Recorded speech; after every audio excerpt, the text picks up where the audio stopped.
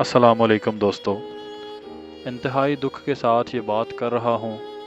جیسا کہ آپ جانتے ہیں کہ پچھلے کچھ دنوں سے پاکستان بھر میں سیلاب سے متاثرہ علاقوں میں ہونے والی تباہی اور معاملات کی حساسیت کا اندازہ ہونے کے بعد ہر شخص یہی چاہتا ہے کہ وہ کسی نہ کسی طرح مشکل میں پھنسے اپنے ان بہن بھائیوں کے لیے کچھ مدد کر سکے، لیکن متاثرین کو امدادی سامان بیچتے وقت اس چیز کا خیال رکھنا ضروری ہے کہ دراصل کون سی چیز ایسی ہے جس کی انہیں فوری ضرورت ہے اور کون سا سامان ایسا ہے جس کی ضرورت چند دن بعد ان کو پڑے گی۔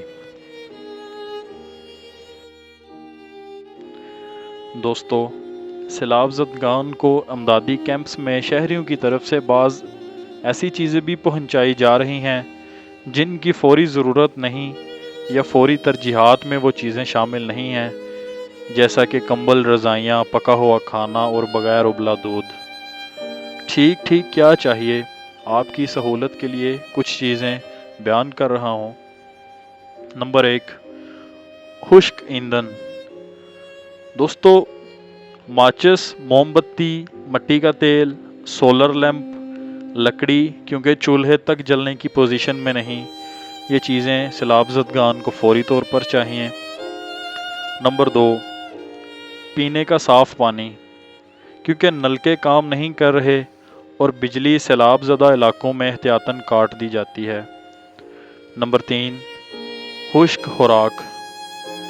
دوستو، پکا ہوا کھانا کیونکہ صرف ایک وقت کام آئے گا، جبکہ خشک خوراک 2-3 وقت کام دے سکتی ہے۔ اس لیے خوراک میں زیادہ سے زیادہ خشک چیزیں، خشک خوراک بھیجی جائے تاکہ زیادہ سے زیادہ عرصہ ان کے کام آ سکے۔ نمبر 4، چادریں۔ کمبل یا رضائیوں کی جگہ صرف صاف چادریں، پولی تھین کی چادریں، فرش پر بچھانے کی دریاں، ترپال اور مچھردانیاں وغیرہ۔ نمبر 5، سلے ہوئے کپڑے جو فوری پہنے جا سکیں۔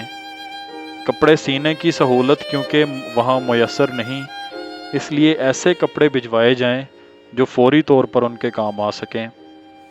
نمبر 6، پلاسٹک کے جوتے۔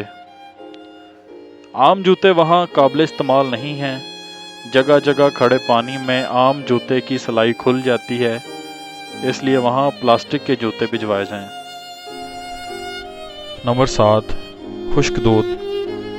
دوستو، چھوٹے بچوں کے لیے خشک دودھ بھجوانا چاہیے یا بچوں کی خوراک کے دیگر پیکٹس جن کی وہاں پر اشد ضرورت ہے۔ نمبر 8، جانوروں کے لیے خشک چارہ۔ انسانوں کو تو پھر بھی امداد مل رہی ہے، جبکہ جانوروں کا کوئی پرسان حال نہیں، اس لیے ہمیں انسانوں کے ساتھ ساتھ جانوروں کے لیے بھی چارے کا بندوبست کرنا چاہیے۔ نمبر 9، خیمے۔ دوستو، مارکیٹ میں خیموں کی بہت زیادہ شارٹیج چل رہی ہے، اس لیے جو لوگ صاحب استطاعت ہیں یا جو لوگ جن کا خیمے کا کاروبار ہے یا جن کے پاس خیمے موجود ہیں، ان کو چاہیے کہ رضائے الہی کے لیے ان کو اپنے دوستوں، اپنے بھائیوں، بہنوں، بزرگوں، سب کے لیے خیموں کا بندوبست کرنا چاہیے۔ یہ چیز بہت ضروری ہے۔